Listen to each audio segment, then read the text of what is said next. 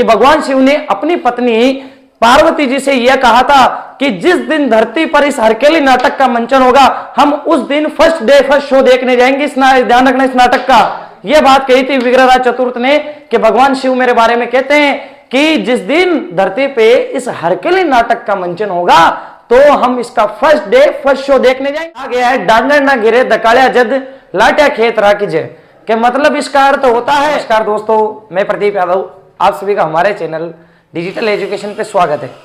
जैसा कि हम बात कर रहे थे, चौहान वंश हम पढ़ रहे थे। चौहान वंश में हम बात करते हैं चंदन राज से अजय राज तक हमने पिछले वीडियो में देखा था। चंदन राज हमने देखा था कि चंदन राज की एक पत्नी थी जिसका नाम था आत्मप्रभा, एक रानी थी। उनकी आत्मप्रभा जो भगवान शिव की भक्त होने के कारण उन्हें रुद्राणी बताया जाता है। आगे हम बात करें इसमें कि वह पुष्कर झील के अंतर्गत डेली 1000 दीपक जलाकर भगवान शिव की पूजा करती थी। इसके बाद हमने देखा था कि पुष्कर झील के उद्भव का वर्णन हमें पद्म पुराण में मिलता है। यदि चंदन राज के आगे वाले शासक की हम बात करें, आने वाले शासक की, तो वो था वागपति राज, जिनको 108 युद्धों का विजेता बताया जाता है। और उनका एक पुत्र था लक्ष्मण राज, जिन्होंने नाडोल में चौहान राज्य की स्थापना की थी। इसके बाद हमने देखा था विग्रहराज द्वितीय, जिसने गुजरात के चालुक्य शासक मूलराज को हराकर भड़ोच में अपनी कुल देवी आशापुरा माता का मंदिर बनवाता है। विग्रहराज द्वितीय की विजयों का उल्लेख हर्षनाथ अभिलेख के अंतर्गत मिलता है, जो 983 ईस्वी का अभिलेख है। अब हम बात करें अगला शासक था इसके अंतर्गत गोविंद तृतीय। गोविंद तृतीय के बारे में हमने देखा था कि एक इतिहासकार हुए फरिश्ता, जिन्होंने कहा कि गोविंद तृतीय ने गजनी के शासक को मारवाड़ पार नहीं करने दिया था। और इनके एक उपाधि मिलती है हमें, जिसका नाम है वेरीगढ़। यह उपाधि में पृथ्वीराज विजय के अनुसार मिलती है, जो जयानक की पुस्तक होती है। कि वेरीगढ़ का अर्थ होता है शत्रुओं का वध करने वाला। वेरी यानी जो मैंने उस दिन बताया था आपको वीडियो में, वेरी यानी दुश्मन और घट यानी वध करने वाला। जो वेरीगढ़ का अर्थ हो गया शत्रुओं का वध करने वाला। अब उसके बाद हमने देखा था अजय राज। अजय राज की बात करते हैं, यहां से हमारे को एग्जैक्टली कुछ शासनकाल मिलना शुरू हो जाता है, एक समय मिलना लग जाता है कि एक राजा यहां से यहां तक शासन करके गया है। इनका शासनकाल 1105 ईस्वी से 1133 ईस्वी। हमने देखा कि अजय राज ने 1113 ईस्वी में अजमेर की स्थापना की थी और इसके अंतर्गत यहां पर एक किले का निर्माण कराया, जिसका नाम है अजय मेरू का दुर्ग। कालांतर में इस दुर्ग का नाम बदलकर तारागढ़ का दुर्ग कर दिया गया था। रायमल के पुत्र हुए थे पृथ्वीराज, जिनको उड़ना राजकुमार कहा जाता है। उन्होंने अपनी पत्नी के नाम पर, इस पत्नी तारा के नाम पर, इस दुर्ग का नाम तारागढ़ कर दिया था। इसके बाद देखा था हमने कि इन्होंने गर्जन मातंगों को हराया था। गर्जन मातंग जो गजनी से आने वाले थे, उनको हराया था इन्होंने। इसके बाद हमने देखा कि अजय राज ने अपनी पत्नी सोमलेखा, जो सोमल देवी थी, उनके नाम से चांदी और सोने के सिक्के चलवाए थे। और उसके बाद हम आज अगले शासक की ओर जब बात करेंगे तो अजय राज ने अपने पुत्र, हम अरणोराज की बात करेंगे कि अजय राज अपनी मृत्यु के पश्चात अगला शासक किसको बना के जाता है, अरणोराज को। और उसने अंत में संन्यास ग्रहण कर लिया था अजय राज ने, और अपना पुत्र बना देता है किसको, अरणोराज को। तो आज हम अपना अगला शासक पढ़ेंगे अरणोराज। देखिए, इंपॉर्टेंट शासक हुआ था अजमेर के चौहानों के लिए अरणोराज।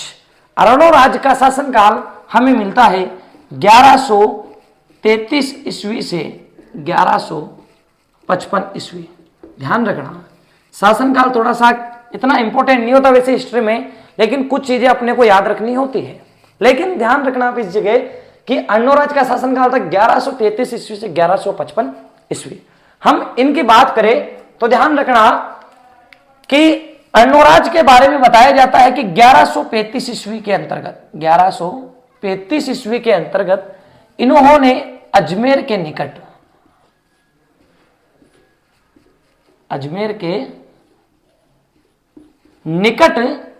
तुर्कों को हराया था। ध्यान रखना, 1135 ईस्वी के अंतर्गत अरणोराज ने अजमेर के निकट तुर्कों को हराया था। तुर्कों को हराया था इन्होंने। और जब इस जगह हराया गया था अजमेर के निकट, तो उस भूमि को शुद्धिकरण करने के लिए उन्होंने वहां पर आना सागर झील का निर्माण कराया था।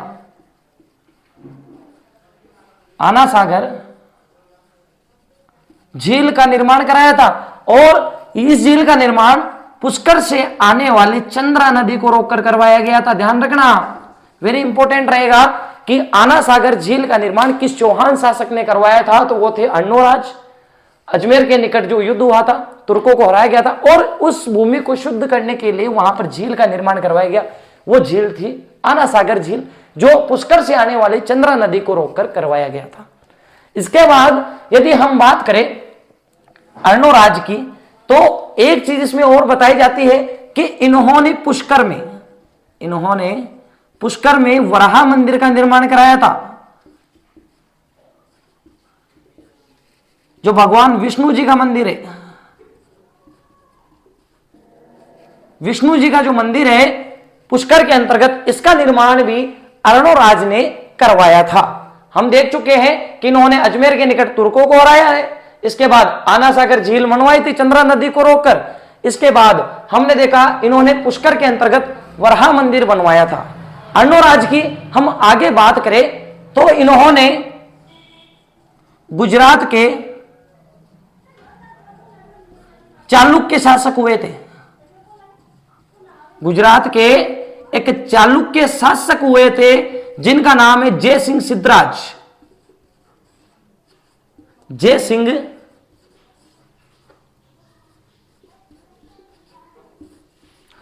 इन्होंने गुजरात के चालुक्य शासक जय सिंह सिद्धराज को भी हरा दिया था।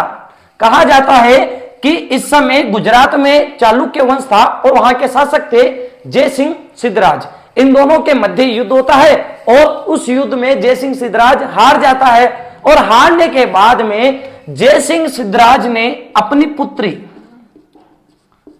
जिसका नाम था कांचन देवी, जय सिंह सिद्धराज ने अपनी पुत्री कांचन देवी का विवाह अर्णोराज के साथ कर दिया था। एक चीज ध्यान रखना आप, अर्णोराज के साथ विवाह किसके साथ किया था? अर्णोराज के साथ अपनी पुत्री कांचन देवी का क्या कर देता है? ये विवाह कर देता है। लेकिन हम बात करें कुछ समय पश्चात ही गुजरात के एक शासक हुए थे, चालुक्य शासक थे वो भी, जिनकी हम कह सकते हैं जिनका नाम है कुमारपाल। गुजरात के ही शासक हुए थे, चालुक्य वंश के थे कुमारपाल।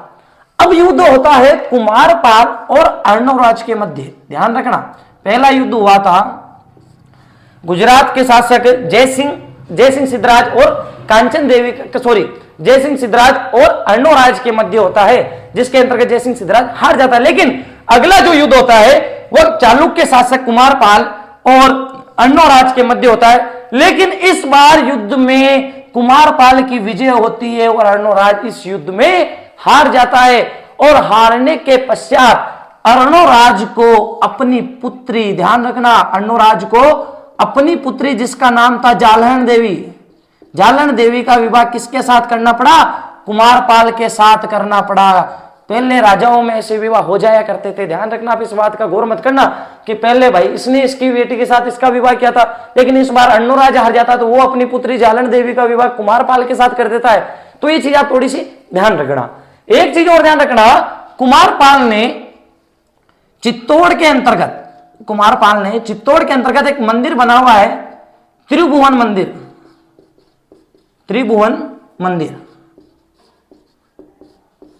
भगवान शिव का मंदिर है। तो इन्होंने क्या किया, कुमारपाल ने चित्तौड़ में जो त्रिभुवन मंदिर बना हुआ है इसका नाम बदल के कर दिया था समिदेश्वर मंदिर।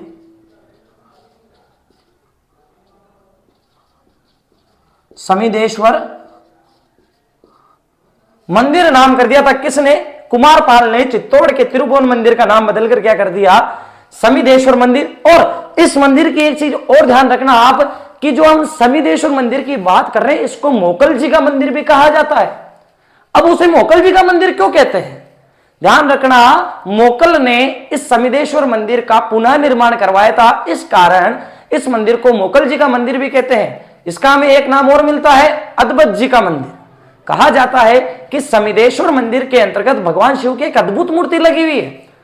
और उस अद्भुत मूर्ति की हम बात करें तो इस कारण उस मंदिर का नाम अद्भुत जी का मंदिर पड़ गया है। अब आगे एक चीज और अपन बात करते हैं, ध्यान रखना अन्नोराज की थोड़ी सी इंपॉर्टेंट रहती है कि इन्होंने खरतरगज संप्रदाय, जैनियों का एक संप्रदाय था खरतरगज, जैनियों का एक संप्रदाय था, जैन संप्रदाय था ये, खरतरगज संप्रदाय को इन्होंने भूमि दान में दी थी। हमने देखा था कि सोमेश्वर पार्श्वनाथ मंदिर को भू अनुदान देता है। रेणवा नामक गांव हमने देखा था पहले कि जिसके अंतर्गत बताया गया है कि सोमेश्वर ने पार्श्वनाथ मंदिर को एक भू अनुदान दिया था, और उस भू अनुदान को हम क्या कहते हैं, डोहली। ध्यान रखना, वो मंदिर को दिए जाने वाले दान को कहते हैं, ऐसे गांव को दान में दी जाने वाले अपन डोहली नहीं कह सकते। ध्यान रखना इस बात का। तो एक बार वापस इसका देख लेते हैं अपने स्टार्टिंग से। अन्नोराज 1133 ईस्वी से 1155 ईस्वी शासन काल है। 1135 ईस्वी में अजमेर के निकट किसको हराया था, तुर्कों को हराया इसने, और तुर्कों को हराने के बाद उस स्थान पर क्या बनाता है, ये आना सागर झील, ये चंद्रा नदी को रोककर बनाया गया जो पुष्कर की ओर से आती है। इसने पुष्कर में वराह मंदिर का निर्माण कराया जो विष्णु जी का मंदिर है। इन्होंने गुजरात के चालुक्य शासक जय सिंह सिद्धराज को हराया था। हाँ, इसमें एक चीज अपनी रह गई थी, सॉरी ध्यान रखना हाँ, यहां पर कि इन्होंने मालवा के शासक नरवर्मन को हराया था। इन्होंने मालवा के शासक नरवर्मन को हराया था, वो भी ध्यान रख लेना। इसके बाद हम देखते हैं इन्होंने गुजरात के चालुक्य शासक जय सिंह सिद्धराज को भी हराया, जिसके बाद में इन्होंने अपनी जय सिंह सिद्धराज ने अपनी पुत्री कांचन देवी का विवाह किसके साथ कर दिया, अन्नोराज के साथ कर दिया। कुछ समय बाद में ही गुजरात के एक शासक हुए चालुक्य शासक जिनका नाम है कुमारपाल और अन्नोराज के मध्य युद्ध होता है, और इस युद्ध के अंतर्गत कुमारपाल विजय ही रहता है और अन्नोराज इस युद्ध में हार जाता है। हार के पश्चात अन्नोराज अपनी पुत्री जालन देवी का विवाह कुमारपाल के संग कर देता है, और इसके बाद हमने देखा कि कुमारपाल ने चित्तौड़ के तिरुभुवन मंदिर का नाम बदलकर क्या कर दिया था, समिदेश्वर मंदिर। और हम बात करते हैं आगे, तो इन्होंने अन्नोराज ने खरतरगज एक जैन संप्रदाय था जिसको भूमि दान में दी थी। अब हम बात करें आगे की ओर इसकी, तो आज हम पढ़ेंगे इसके आगे और वो अगला शासक हमारा रहेगा विग्रहराज चतुर्थ। वेरी इंपॉर्टेंट होने वाला है, ध्यान रखना, आप कंटिन्यू रखना क्लास को। ये नहीं है कि आप थोड़ा सा पढ़ के बाहर चले जाओ क्लास से, तो ये नहीं रहना चाहिए आपकी ओर से। देखो हम आपके लिए इतना प्रयास कर रहे हैं, तो ऐसा नहीं होना चाहिए कि आप हमारे इस पढ़ाई का शोषण करें, तो वो शोषण तो होना नहीं चाहिए। ध्यान रखना, आपसे रिक्वेस्ट है, देखिए आप एक बार इस वीडियो को पूरा देखना, आपको कुछ ना कुछ समझने सीखने को ही मिलेगा। ऐसी बात तो नहीं है कि टाइम पास चल रहा है अपना। तो ध्यान रखना, अगला शासक पढ़ने से पहले चार्ट ध्यान रखना कि मैं आपके सामने बना रहा हूं। अन्नोराज की बात करते हैं हम, देखिए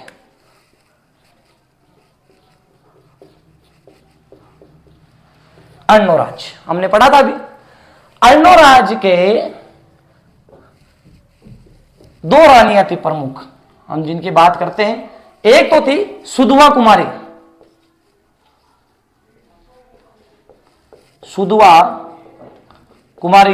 ये मारवाड़ की राजकुमारी थी। ध्यान रखना, मारवाड़ जिसको हम मारवाड़ भी कह सकते हैं। और इनकी दूसरी है जिसकी बात करते हैं कांचन देवी, जो हमने अभी पढ़ा है, गुजरात के चालुक्य वंश की राजकुमारी थी। गुजरात के चालुक्य वंश की राजकुमारी थी कांचन देवी। इनके सुधवा कुमारी से दो पुत्र होते हैं जिनका नाम रहता है जगदेव और विग्रहराज चतुर्थ।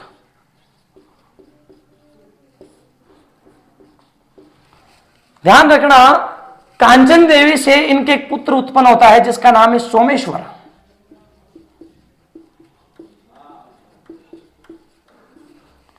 अब हम आगे देखते हैं, तो जगदेव के एक पुत्र होता है जिसका नाम रहता है पृथ्वीराज द्वितीय।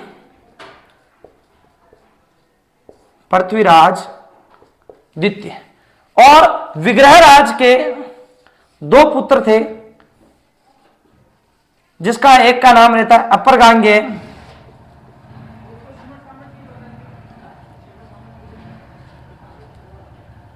और दूसरा रहता है नागार्जुन। सोमेश्वर के भी दो पुत्र होते हैं, जिसमें एक का नाम लेता है पृथ्वीराज तृतीय, जिसको कालांतर में पृथ्वीराज चौहान के नाम से जानते हैं, और एक पुत्र हुआ इनके हरिराज।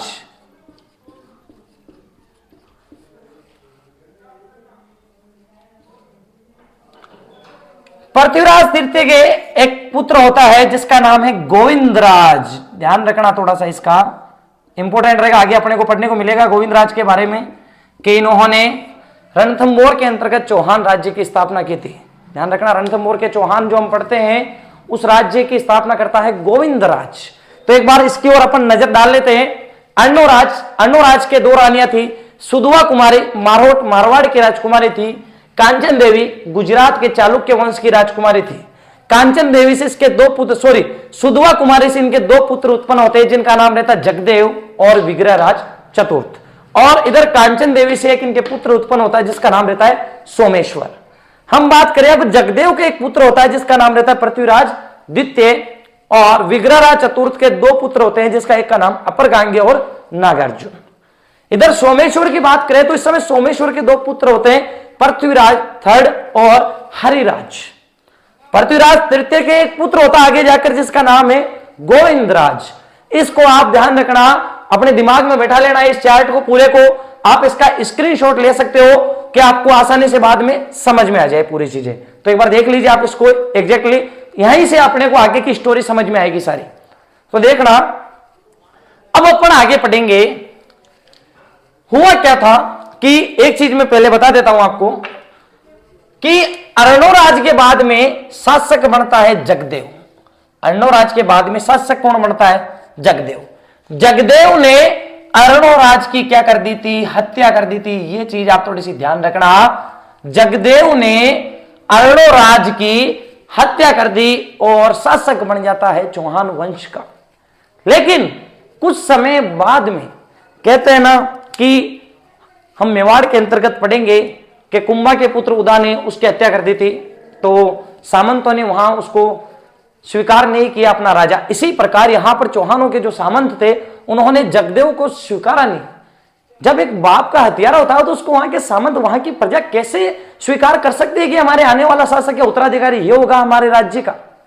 तो हुआ क्या, वहां के सामंतों ने जगदेव को अपना शासक स्वीकार नहीं किया, जिसके चलते आगे जाकर विग्रहराज चतुर्थ ने जगदेव को हटा दिया और शासक कौन बन जाता है? विग्रहराज चतुर्थ।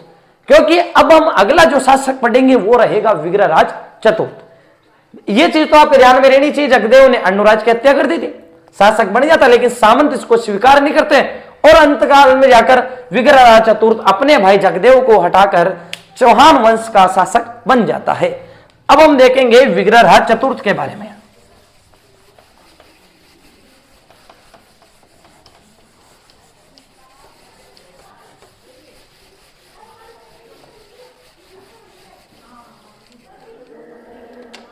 देखिए, विग्रहराज चतुर्थ, विग्रहराज चतुर्थ चौहान वंश का यदि हम बात करें तो एक सम्राट चौहान हुआ था। ये सम्राट शासक हुआ था, जैसे हम मौर्य वंश में नहीं पढ़ते सम्राट अशोक, उसके जैसा एक शासक हुआ था विग्रहराज चतुर्थ चौहान वंश के अंतर्गत, जिसका शासनकाल 1158 ईस्वी से 1163 ईस्वी। ध्यान रखना, इनका शासनकाल है 1158 से 1163 ईस्वी हमारे को मिलता है। इनके बारे में जो प्रमुख बातें हैं वो आप थोड़ी सी ध्यान रखना कि विग्रहराज चतुर्थ के शासनकाल को एक इतिहासकार हुए हैं दशरथ शर्मा। दशरथ शर्मा जिन्होंने विग्रहराज चतुर्थ के शासनकाल को चौहानों का स्वर्ण काल बताया है।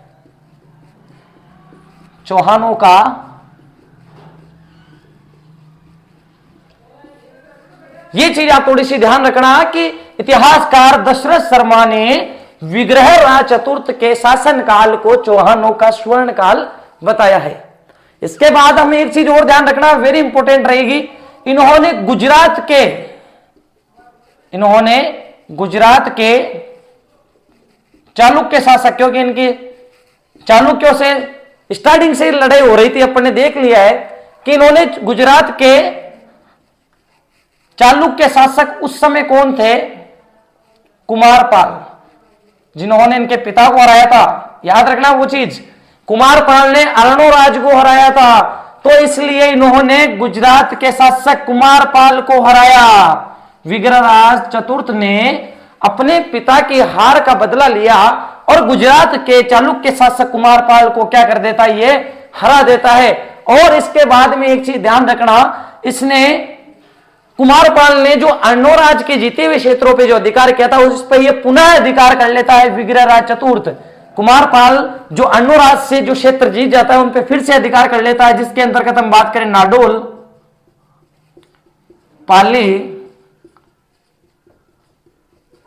जालोर और चित्तौड़। कुमारपाल द्वारा जीते गए इन क्षेत्रों पर पुनः अधिकार कर लेता है विग्रहराज चतुर्थ।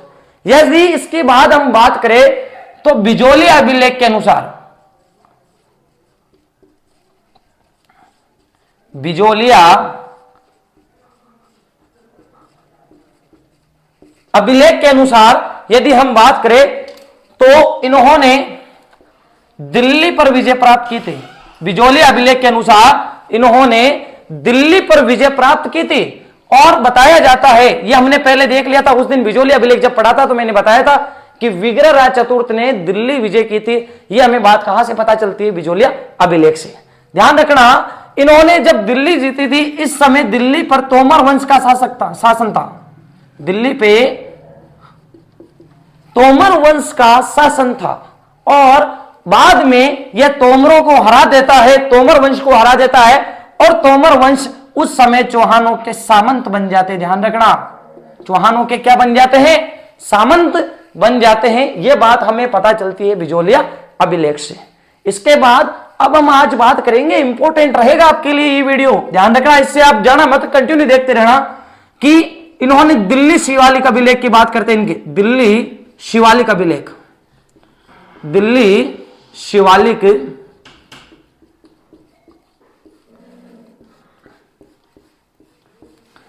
दिल्ली शिवालिक अभिलेख की बात करें तो यह 9 अप्रैल 1163 ईस्वी के अंतर्गत की बात है। तो देखना इस चीज को आप थोड़ा सा कि हुआ क्या, सॉरी ये 1157 का था, लेकिन ये डेट अपने को याद रखनी थोड़ी आगे काम आएगी। 1157 ईस्वी की बात करते हैं इनके अपन। बताया जाता है कि इन्होंने एक अभिलेख के सम्राट अशोक का नाम तो आप सभी ने सुना ही होगा कि मौर्य वंश के चक्रवर्ती सम्राट थे अशोक, जिन्होंने पूरे विश्व भर के अंतर्गत भारतवर्ष की यदि हम बात करें तो चारों तरफ उसने अभिलेख लगवाए थे। अभिलेख की बात करें तो सम्राट अशोक ने भांति भांति के अभिलेख लगवाए। यदि उसने किसी चौड़े पत्थर पे यदि कोई अभिलेख लगवाया तो वो कहलाए शिलालेख, किसी खड़े पिलर पे लगवा दिया, यानी पिलर एक्ट जो होता है, स्तंभ लेख, ठीक ना। मूर्तियों पे कई लेख उसने लिखवाए थे, मूर्ति लेख कहलाए। बड़ी बड़ी चट्टानों पे जो गुफाओं पे लिखा है वो गुहा लेख कहलाए इसके। तो ध्यान रखना, सम्राट अशोक का एक अभिलेख है जिसका नाम है टोपरा में लगा हुआ है, टोपरा अभिलेख है। यह टोपरा हरियाणा में पड़ता है। ध्यान रखना, यह जगह कहां पर है?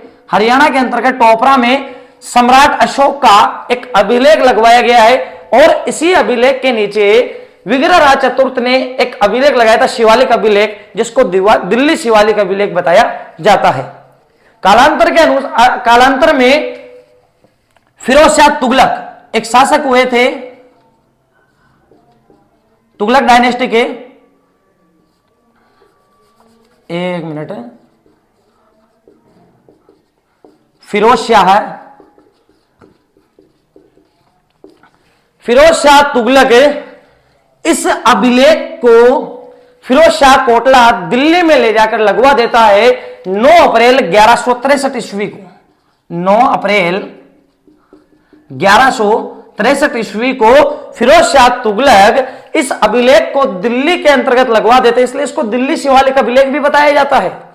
हम इसकी ओर ध्यान दे तो एक चीज ध्यान रखना आप हमेशा कि इसको दिल्ली शिवालिक अभिलेख के अंतर्गत क्या बताया, विग्रहराज चतुर्थ ने यह बताया था कि मैंने तुर्कों को अटक नदी तक सीमित करके रखा था। दिल्ली शिवालिक अभिलेख के अंतर्गत बताया जाता है कि इसने तुर्कों को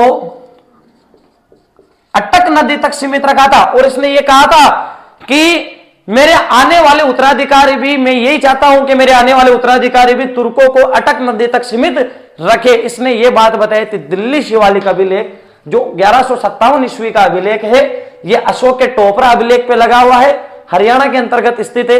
कालांतर में फिरोज शाह तुगलक ने 9 अप्रैल 1163 ईस्वी को इस अभिलेख को फिरोज शाह कोटला दिल्ली के अंतर्गत लगवा दिया था और उसके अंतर्गत इसने बताया है विग्रहराज चतुर्थ ने कि मैंने तुर्कों को अटक नदी तक सीमित करके रखा था और मैं भी यही चाहूंगा कि मेरे आने वाले उत्तराधिकारी भी तुर्कों को अटक नदी क्रॉस नहीं करने दे। अब आगे अपन पढ़ते हैं। इसके बाद में इन्होंने ये हो गया अपने कंप्लीट कि इन्होंने ये बनवा दिया। इसके बाद एक चीज और इधर से ध्यान रखना, काफी बड़ा है विग्रहराज चतुर्थ, क्योंकि इसको ऐसे नहीं बताया है कि चौहानों का स्वर्ण काल है।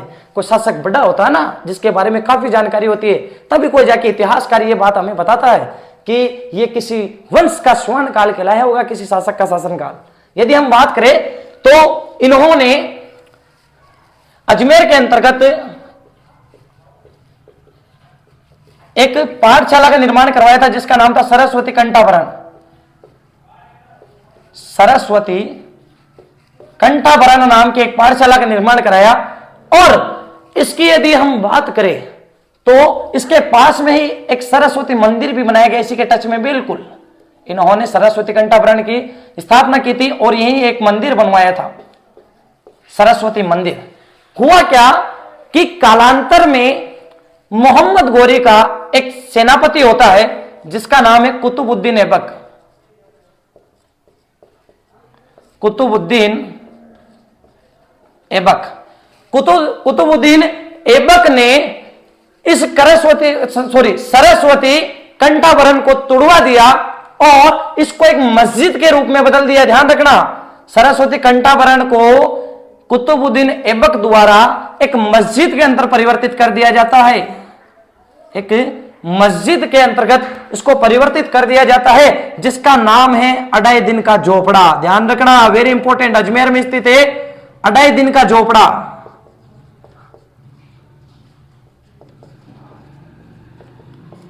जिसका निर्माण किसने करवाया था? कुतुबुद्दीन ऐबक ने सरस्वती कंठाभरण को तोड़कर जिसका नाम बदल दिया और वहां पर एक मस्जिद बनवा दी जिसका नाम था अढ़ाई दिन का झोपड़ा। इसका ध्यान रखना, इस मस्जिद के पास में पीर पंजाब शाह का उर्स लगता है। पीर पंजाब शाह का, ध्यान रखना, अढ़ाई दिन का उर्स लगता है यहां पर। अढ़ाई दिन का उर्स, उर्स का मतलब आप जानते होंगे मेला। यहां पर पंजाब के कोई पीर शाह हुए थे जिनका अढ़ाई दिन का उर्स भी लगता है। इसके बाद हम बात करेंगे, ध्यान रखना, यहां तक एक चीज आप कंटिन्यू याद रखना कि विग्रहराज चतुर्थ ने दशरथ शर्मा के अनुसार इनको चौहानों का स्वर्णकाल बताया गया। इसके शासनकाल को गुजरात के चालुक्य शासक कुमारपाल को हराया था और अपने नाडोल, पाली, जालोर और चित्तौड़ के अधिकारों पर फिर से इसने अधिकार कर लिया था। बिजोली अभिलेख के अनुसार इन्होंने दिल्ली जीती थी। दिल्ली के इस समय यहाँ पर तोमर वंश का शासक था। तोमर वंश के शासकों ने यहाँ के सामंत बन गए थे चौहानों के। इसके बाद हम बात करें दिल्ली शिवालिक अभिलेख की, 1157 ईस्वी का यह अभिलेख है। यह अभिलेख अशोक के टोपरा अभिलेख के जस्ट नीचे लगवाया गया है। यह अभिलेख टोपरा ने हरियाणा में स्थित है। इस अभिलेख को कालांतर में फिरोज शाह तुगलक दिल्ली के फिरोज शाह कोटला में ले जाकर लगवा देता है 9 अप्रैल 1163 ईस्वी को। और इस अभिलेख के अंतर्गत विग्रहराज चतुर्थ ने यह बताया था कि मैंने तुर्कों को अटक नदी तक सीमित कर दिया था और मेरे आने वाले उत्तराधिकारी भी तुर्कों को अटक नदी तक सीमित करके रखे। इसके बाद हमने देखा था कि विग्रहराज चतुर्थ ने सरस्वती कंठाभरण क्या स्थापना करवाई थी। एक पाठशाला थी, ध्यान रखना, यह एक पाठशाला थी जिसका निर्माण करवाया था विग्रहराज चतुर्थ ने और इसके पास में एक मंदिर बनवाया था, सरस्वती मंदिर। इसके बाद में बात करें, कालांतर में मोहम्मद गोरी के एक सेनापति हुए जिसका नाम था कुतुबुद्दीन ऐबक, जिन्होंने इस मंदिर को तोड़वाकर, या हम कह सकते कंठाभरण जो सरस्वती था, जो पाठशाला थी, इसको तोड़वाकर एक मस्जिद के रूप में इसको परिवर्तित कर दिया जिसे अढ़ाई दिन का झोपड़ा कहा जाता है। इस मस्जिद के पास में पीर पंजाब शाह का उर्स लगता है जो 2.5 दिन का होता है, इसलिए यहां पर 2.5 दिन का उर्स भी लगता है। अब अपन आगे बात करेंगे, देखना काफी बड़ा है, थोड़ा सा ये टाइम लगेगा, लेकिन आप इसको कंटिन्यू रखना वीडियो को।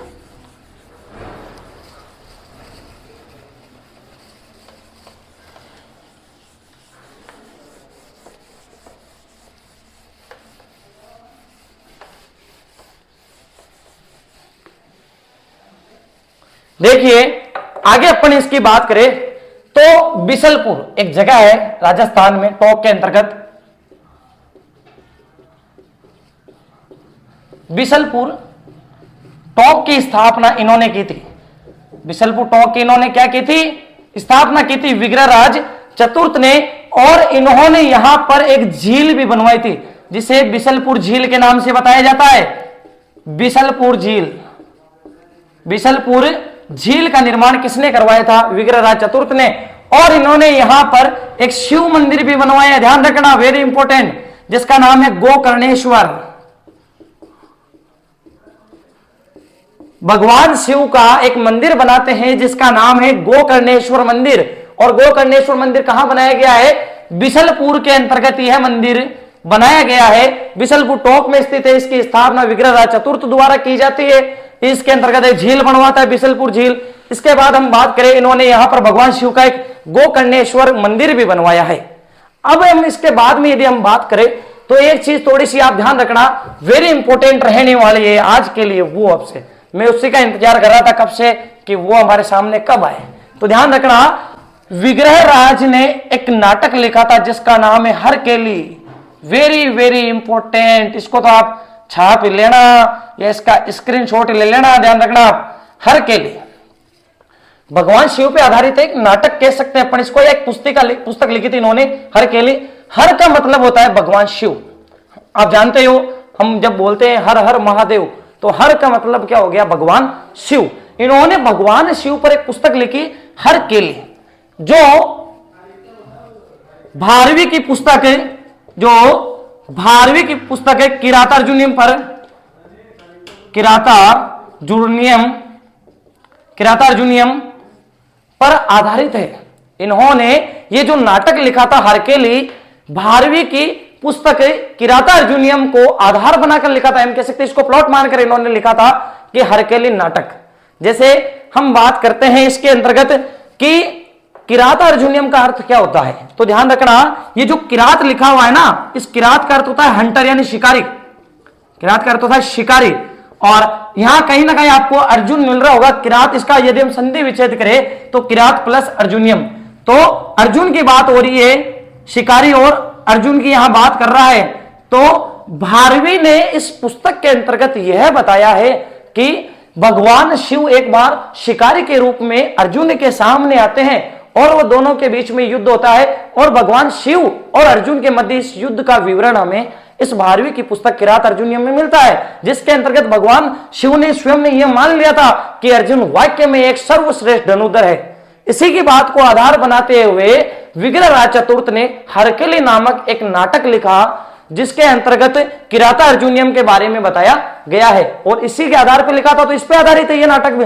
तो इस नाटक के अंतर्गत विग्रहराज चतुर्थ ने एक बात कही थी कि भगवान शिव ने मेरे इस नाटक से इतने प्रभावित हुए थे, मैंने भगवान शिव को इतना प्रसन्न कर दिया था कि भगवान शिव ने अपनी पत्नी पार्वती जी से यह कहा था कि जिस दिन धरती पर इस हरकेली नाटक का मंचन होगा, हम उस दिन फर्स्ट डे फर्स्ट शो देखने जाएंगे। ध्यान रखना, इस नाटक का यह बात कही थी विग्रहराज चतुर्थ ने कि भगवान शिव मेरे बारे में कहते हैं कि जिस दिन धरती पे इस हरकेली नाटक का मंचन होगा तो हम इसका फर्स्ट डे फर्स्ट शो देखने जाएंगे। तो इसलिए प्रभावित हुए थे भगवान शिव इस पे। तो हम देखते हैं, और भगवान शिव की तो महिमा इन पर थी क्योंकि इन्होंने पहले बिसलपुर के अंतर्गत एक शिव मंदिर का निर्माण कराया जिसका नाम था गोकर्णेश्वर शिव मंदिर। अब हम आगे बात करें इसके अंतर्गत हरकेली के बाद में एक इनके जैन राइटर हुए, थोड़ा ध्यान रखना, विग्रहराज चतुर्थ के दरबार में जैन राइटर हुए थे जिसका नाम है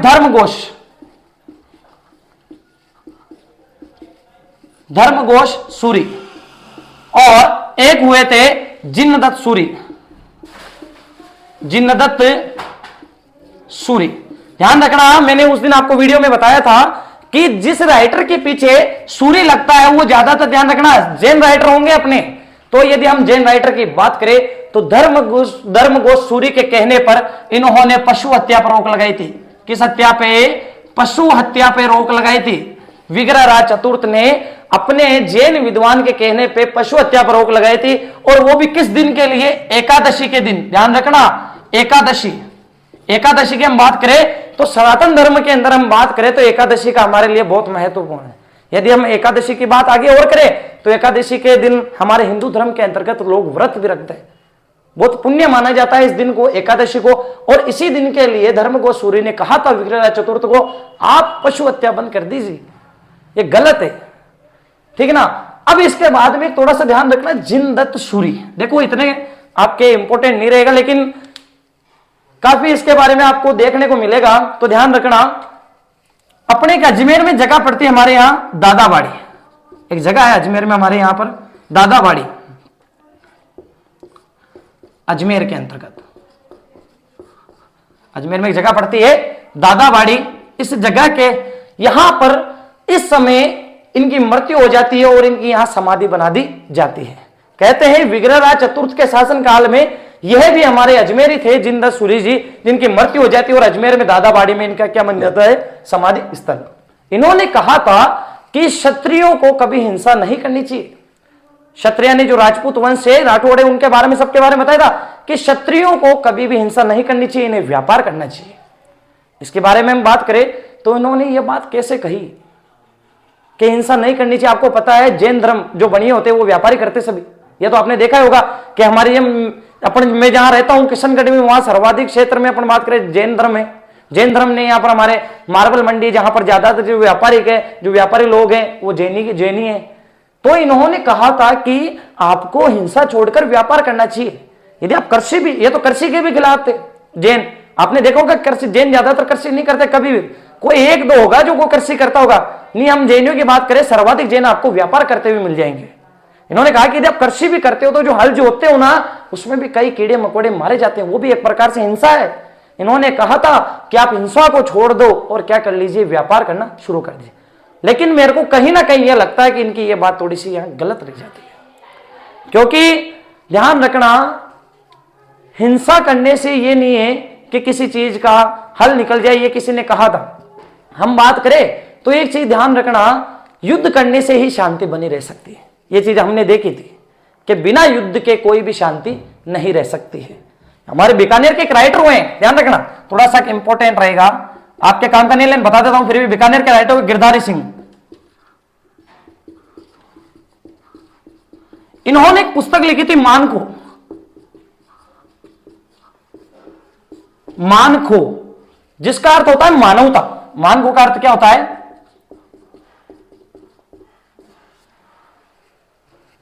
मानवता होता है, जिसके अंतर्गत इन्होंने वर्णन किया है द्वापर युग का। हम 10,000 20,000 साल पहले चले तो एक द्वापर युग था, उस युग की बात करता है बीकानेर के राइटर हुए हैं गिरधारी सिंह। उन्होंने महाभारत काल की बात की है। उन्होंने कहा कि इसके अंतर्गत अर्जुन, मानखो पुस्तक के अंतर्गत अर्जुन और भगवान कृष्ण के मध्य का संवाद बताया जाता है कि इनके बीच में क्या बातचीत थी या क्या बात हो रही थी कि अर्जुन ने महाभारत युद्ध शुरू होने से पहले कहा था कि सामने हमारे भाई तो हैं, हम मानवता के लिए इस युद्ध को क्यों करें, मानवता के लिए हम इसको युद्ध को बचा भी सकते हैं, बिना युद्ध किए भी हमारा बात बनी रह सकती है। युद्ध करना ही किसी का कार्य नहीं है कि भाई युद्ध से ही किसी चीज का हल निकाला जाए। तो भगवान कृष्ण ने जवाब दिया था अर्जुन को कि सुनो, कि एक मारवाड़ी में दोहा बोला था इन्होंने, डांगर न गिरे दकाड़िया जद, डांगर न गिरे दकाड़िया जद। इसके बाद में बताया था इन्होंने कि डांगर न गिरे दकाड़िया जद, खेत के मायने की बात, खेत के अंदर की बात करते हैं। भगवान कृष्ण ने यह कहा था कि अर्जुन को कि डांगर न गिरे दकाड़िया जद, खेत रुखाड़ी राख जाए, के मतलब इन्होंने कहा डांगर यानी पशु, जो पशु होते हैं उसको गिरे, मतलब उसको घेरने की बात होती है, भेजने, गिरे का मतलब होता है भगाना। दकाड़े जब दकालना यानी होता है उसको बोलना या उसके पीछे भगने से यदि पशु नहीं भागता है तो ध्यान रखना, लाटिया खेत राखीजे, मतलब लाटी जो होती है वो खेत की क्या करती है, रखवाली करती है। इसलिए कहा गया है डांगर ना गिरे दकालिया जद लाटिया खेत राखीजे, के मतलब इसका अर्थ होता है कि यदि पशु अपने घेरने से मतलब भगाने से नहीं भागते हैं, या उसके पीछे भागने से धकालना यानी बोलना, उसको भगाना, उसके पीछे जाना, यदि वैसे नहीं भागते तो हमारे को लाठी उठानी ही पड़ती है। यदि किसी चीज का समाधान बात करने से नहीं होता है तो हमें युद्ध करना ही चाहिए। यह बात बताई थी भगवान कृष्ण ने अर्जुन को। इसके बाद यदि हम बात करें तो इनके एक राइटर और हुए थे इनके दरबार में, विग्रहराज चतुर्थ के दरबार के एक राइटर की बात करें जिनका नाम था सोमदेव। सबसे इंपॉर्टेंट रहेगा अपने लिए आज ये वीडियो, ध्यान रखना। सोमदेव ने एक पुस्तक लिखी थी ललित विग्रहराज। सोमदेव ने एक पुस्तक लिखी जिसका नाम है ललित विग्रहराज। विग्रहराज के ऊपर ही लिखी है तो नाम तो जाहिर सी बात है विग्रहराज लगेगा उसमें। तो ललित विग्रहराज के अंतर्गत इन्होंने विग्रहराज की एक प्रेम कहानी की बात कही है, तो वो ध्यान रखना थोड़ा सा आप। इन्होंने बताया है कि एक इंद्रपुरी की राजकुमारी हुई थी जिसका नाम था देसल देवी। हाँ याद आ गया, सॉरी दिमाग से निकल जाता है कभी कभी कोई चीज। तो एक चीज ध्यान रखना, विग्रहराज और इंद्रपुरी की राजकुमारी थी देसल देवी। इन्होंने विग्रहराज और देसल देवी की प्रेम कहानी के बारे में यह पुस्तक लिखी थी ललित विग्रहराज। इन दोनों के इसके प्रेम संबंध के बारे में बताया गया है।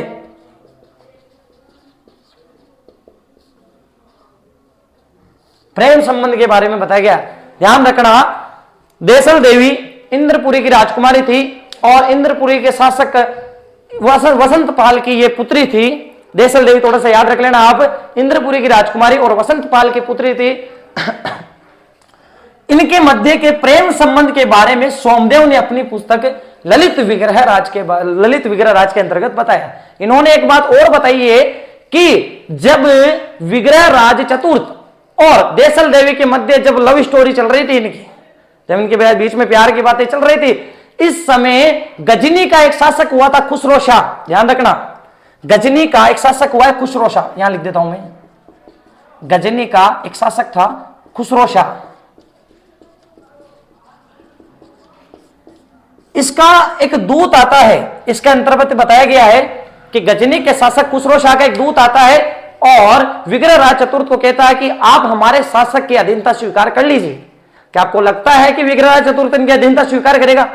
यार खुद ही एक बंदा प्रो प्लेयर है इस गेम का, युद्ध जीतने में इसको कला है, जो इसके सामने कोई टिकता नहीं, उस बंदे को ये आके कह रहे हैं कि आप हमारी अधीनता स्वीकार कर लो। मतलब इनको सोचना तो चाहिए भाई साहब, कहां अपन क्या बात बोल रहे हैं। तो विग्रहराज चतुर्थ ने भी सामने से जवाब दिया कि हम किसी की अधीनता स्वीकार नहीं करेंगे या सामने युद्ध हो जाए। तो ध्यान रखना, ललित विग्रहराज के अंतर्गत गजनी के खुसरो शाह का एक दूत आया था जिसने विग्रहराज चतुर्थ को कहा था कि आप हमारे साथ क्या कर लो, युद्ध कर लीजिए। तो इन्होंने युद्ध किया था। तो गजनी के खुसरो शाह के बीच में युद्ध होता है, वो युद्ध होता है बबेरा गांव में। यह बताया जाता है युद्ध होता है बबेरा गांव, जो हमारे शेखावटी के अंतर्गत गांव पड़ता है। शेखावटी के अंतर्गत ये गांव पड़ता है बबेरा, जो शायद अभी बाबरा गांव के नाम से जाना जाता है। इस गांव के अंतर्गत गजनी के शासक खुसरो शाह और विग्रहराज चतुर्थ के मध्य युद्ध होता है। यह बात भी हमें जानकारी मिलती है सोमदेव की पुस्तक ललित विग्रहराज से। अब इसकी कुछ एक बातें और है तो होने वाला है कंप्लीट, काफी बड़ा हो गया आज के लिए अपने ये। तो ध्यान रखना इसकी एक चीज कि इनको एक उपाधि दी गई थी। उपाधि इनकी वेरी वेरी इंपॉर्टेंट, ध्यान रखना। एक तो उपाधि इनकी थी बिसल देव। इन्होंने बिसलपुर की स्थापना की है और जो बिसलपुर टॉक में जगह स्थित है वहां बिसलपुर झील बनवाई है, शिव मंदिर बनवाया, इसलिए इनको एक उपाधि तो मिलती है बिसल देव। एक इनकी उपाधि मिलती है कवि बंधु। इनकी उपाधि है कवि बंधु। ध्यान रखना कवियों के साथ रहते थे ज्यादा, इसलिए इनको एक उपाधि दी गई है जिसका नाम है कवि बंधु। हाँ, एक विदेशी राइटर हुए जिनका नाम है किलहॉर्न। विदेशी राइटर हुए किलहॉर्न। इन्होंने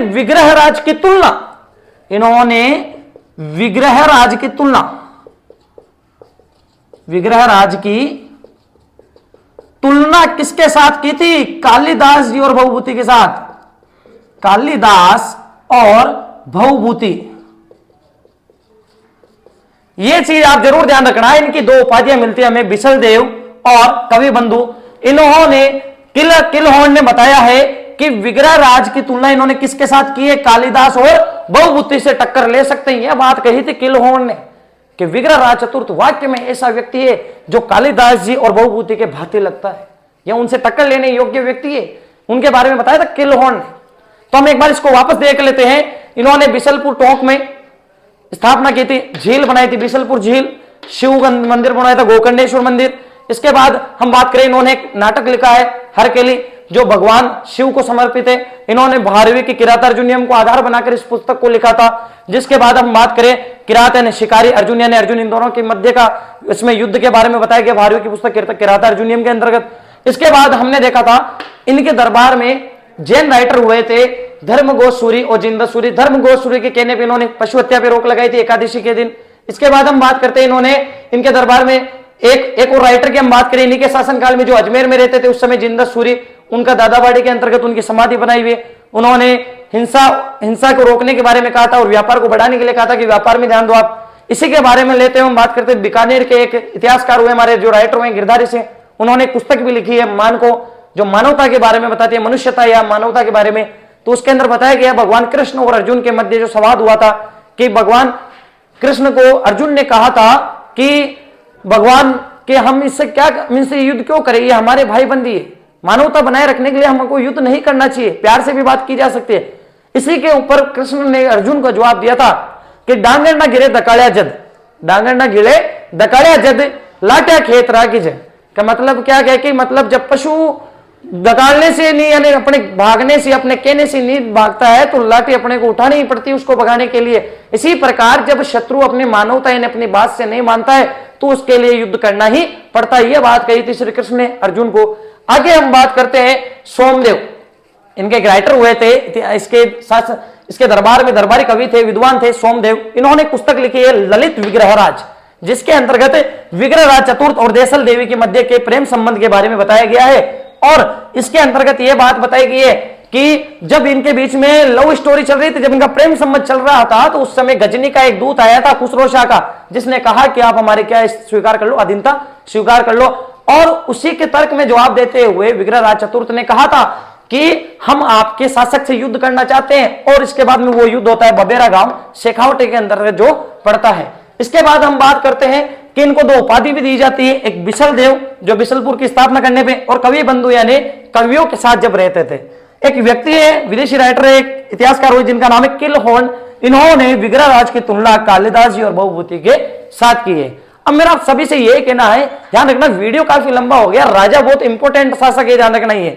इसको पढ़ेंगे तो आपको मजा आएगा, कहीं ना कहीं देखने को मिलेगा इतिहास की छवि के राजस्थान के शासक भी किस प्रकार अपनी जो कला है उसका बता के गया कि हमारे अंदर ये है। आज अपन बात करें, हमारे को ये चीजें कहां मिलती है, अपन इंटरेस्ट नहीं ले पाते हैं। अपने को तो एक बार अखबार पढ़ने के लिए भी कहते ना कि यार भाई दे ले 10 मिनट अखबार पढ़ ले, तो भी अपने से वो अखबार नहीं पढ़ा जाता है। इतिहास तो दूर की बात है, बंदे देखो किताब लिख के नाटक लिख के गया है। हाँ, इनके दरबार में ऐसे कवि जो इनके बारे में लिखते हैं, हमने काफी चीजें की। हाँ, और इनकी एक चीज वेरी वेरी इंपॉर्टेंट मुझे याद आ गई है, विग्रहराज चतुर्थ का अजमेर अभिलेख। विग्रहराज चतुर्थ का अजमेर अभिलेख जो इन्होंने अजमेर के अंतर्गत सरस्वती कंठाभरण जो पाठशाला बनवाई थी उसके अंतर्गत यह अभिलेख लगा हुआ है। ध्यान रखना, अजमेर में विग्रहराज चतुर्थ का अभिलेख लगा है जो वर्तमान में राजपूताना म्यूजियम के अंतर्गत अजमेर में रखा हुआ है, सेफ लगा हुआ है बिल्कुल। तो उसकी बात करें अजमेर अभिलेख के अंतर्गत, विग्रहराज चतुर्थ के अजमेर अभिलेख के अंतर्गत चौहानों को सूर्यवंशी बताया गया है। चौहानों को क्या बताया है? सूर्यवंशी। वेरी वेरी इंपॉर्टेंट रहेगा आपके लिए कि चौहानों को सूर्यवंशी किस अभिलेख के अंतर्गत बताया था? विग्रहराज चतुर्थ के अजमेर अभिलेख के अंतर्गत इनको सूर्यवंशी बताया है। इसके अलावा चौहानों को इस अभिलेख के अंतर्गत इक्ष्वाकु वंश से भी जोड़ा गया है। इक्ष्वाकु वंश भगवान राम का जो वंश है, ध्यान रखना, भगवान राम का जो वंश है इक्ष्वाकु वंश, उससे भी इनको जोड़ा गया है। इसके बाद हम बात करते हैं इसी अभिलेख के अंतर्गत चौहानों को कुश का वंशज बताया है, जो भगवान राम के पुत्र हुए थे कुश, उनका वंशज बताया है। एक चीज और हम देखते हैं इसके अंतर्गत, तो विग्रहराज चतुर्थ के इस अभिलेख के अंतर्गत चौहानों को मालवों से जोड़ा गया, इनको मालव भी बताया गया है। ये चीजें आप थोड़ी सी ध्यान रखना। अजमेर अभिलेख सरस्वती कंठाभरण के अंदर लगवाया गया है, जिसके अंतर्गत इनको सूर्यवंशी राम के इक्ष्वाकु वंश से जोड़ा गया है, राम के पुत्र कुश के वंशज से भी जोड़ा गया है, और इनको मालव भी इसके अंतर्गत बताया जाता है। और एक चीज ध्यान रखना, आज भी हम बात करें सरस्वती कंठाभरण के अंतर्गत हमें हरकेली जो हमने ये देखा नाटक और ललित विग्रह राज की पंक्तियां आज भी हमें उस सरस्वती कंठाभरण पे हमारे को मिलती है। तो आगे की ओर मैं यही बता रहा हूं, अगला अपन जो शासक पढ़ेंगे इसके बाद में आने वाला वो अगली वीडियो में देखेंगे अपन। तो ध्यान रखना, इस वीडियो को ज्यादा से ज्यादा आप शेयर करो यार दोस्तों, आप शेयर नहीं करते हो इसको वीडियो को। मैं आपके लिए इतना प्रयास कर रहा हूं, आपके लिए इतना जी जान से लगा के इतना पढ़ा रहा हूं यार, आपको बता रहा हूं, तो आप थोड़ा सा तो हमारे ऊपर भी रहम करो, शोषण मत करो यार इसका वीडियो का। आप क्या हम इतनी देर आपके लिए मेहनत कर रहे हैं, बोल रहे हैं, बैक टू बैक बोल रहे हैं, सांस फूल जाती है एक बार तो हमारी भी। तो ध्यान रखना, आप इस वीडियो को ज्यादा से ज्यादा सब्सक्राइब करें, शेयर करें और अपने दोस्तों को भेजिए जो राजस्थान हिस्ट्री पढ़ना चाहते हैं। आपसे मेरा यही निवेदन है।